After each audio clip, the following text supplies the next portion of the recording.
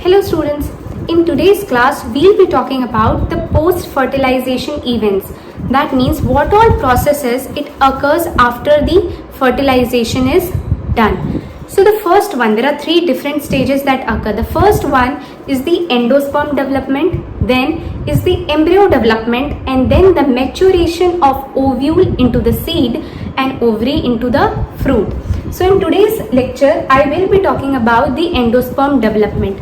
So you might think that when we studied fertilization, the syngamy it occurs before the triple fusion. Then why in post-fertilization we are studying first the endosperm development and not the embryo development? So you'll get to know when we'll talk about the role of endosperm. So now recall like how the endosperm is formed. So in my previous video, I told you that during the double fertilization, the next fertilization that take place after syngamy is the triple fusion. So in triple fusion, one of the male gamete, it fuses with the two polar nuclei or the secondary nucleus, and it forms the primary endosperm nuclei, which is triploid. Okay, so this primary endosperm nuclei later undergoes repeatedly mitotic division and forms a triploid tissue that we call as endo. So this primary endosperm nuclei undergoes several rounds of mitosis division and it forms a triploid tissue which we call it as endosperm. Now what is the role of this endosperm is, first, it's a nutritive tissue. That means it provides food to the developing embryo. Okay, so since endosperm provides food to the developing embryo, so what happens after the syngamy and triple fusion, the development of the zygote into the embryo is delayed. Okay, and so that the endosperm is developed first because it's a nutritive tissue, it is going to provide the food to the developing baby embryo. So that is why the endosperm development is always prior to the development of the embryo. Understood? So now based on the development of endosperm from the primary endosperm nuclei, there are three different types of endosperm. So in my next we'll be talking about the three different types of endosperm. So there are three different types of endosperm based on its development. The first one is the nuclear type. So what happens in the nuclear type of endosperm development? Here the primary endosperm nuclei, it divides through mitosis, but here the nuclear division is not followed by the cytokinesis. That means the nuclear division is not followed by the cell wall formation, so it results in a free nuclear stage.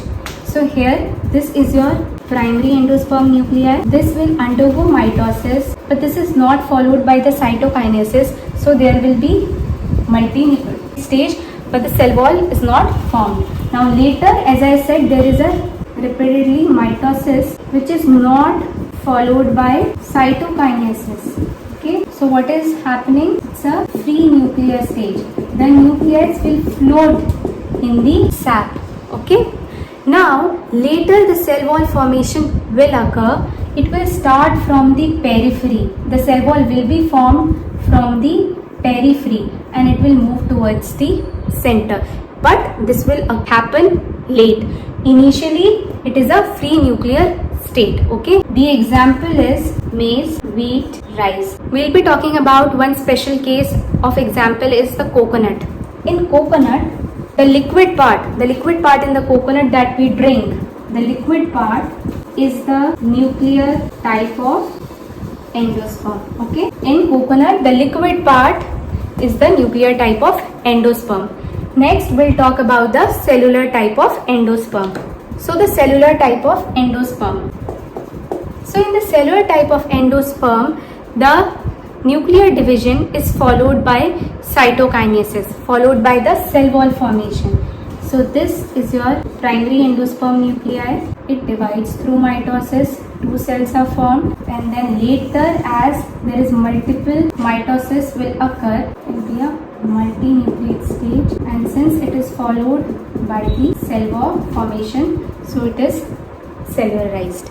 Okay, so this is how the cellular type of endosperm will look like. Here the nuclear division is followed by cyto, okay, and the example is petunia. Also in coconut, the white portion that we eat, the white portion, white layer in coconut is the cellular type of endosperm. So in coconut we see both the nuclear and the cellular type of endosperm. The liquid part, it is the nuclear type of endosperm, and the white part that we eat, it is the cellular type of endosperm. Next we'll talk about the helobial type of endosperm. Now we'll talk about the third type, and that is the helobial type of endosperm.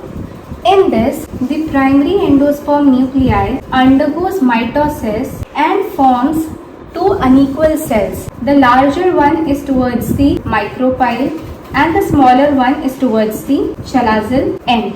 Okay, now what happens? The next division, mostly the cell towards the micropylar, the bigger cell that divides, and that division is nuclear type, means it is the nuclear division is not followed by cytokinesis. So somehow looks a free nuclear stage. Okay, that is the nuclear division is not followed by cyto. However, the cell, the smaller cell towards the chalazal end, generally it stays like that, or if it divides, it is the cellular type. That means the division, nuclear division will be followed by the cell wall formation.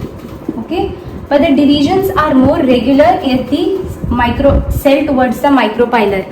The cell towards the chalazal end, it will either remain as it is, or if it divides, it is the cellular type. So this generally, the helobial type of endosperm development generally occurs in monocots, and the example is S4. Okay, now we'll talk about the fate of endosperm.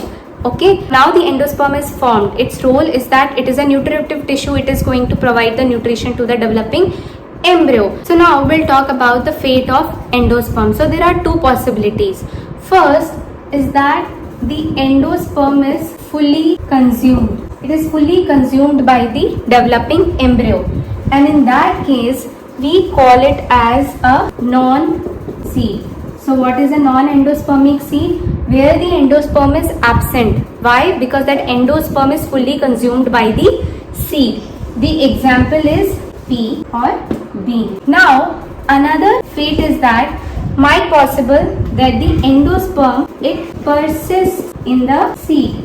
So if the endosperm, it is still present in the seed, we call it as endospermic seed, and the examples are wheat and maize. So there are two possibilities for the endosperm. That first, if it is fully consumed by the developing embryo, we call it as a non-endospermic seed, and the example is pea and bean. The other one is the endospermic seed, where the endosperm persists in the seed. The example is wheat and maize. So in my next video, I will be talking about the development of dicot embryo, which is very important since some questions previously is being asked in NEET. So if you like my video, please like, share and subscribe. Thank you.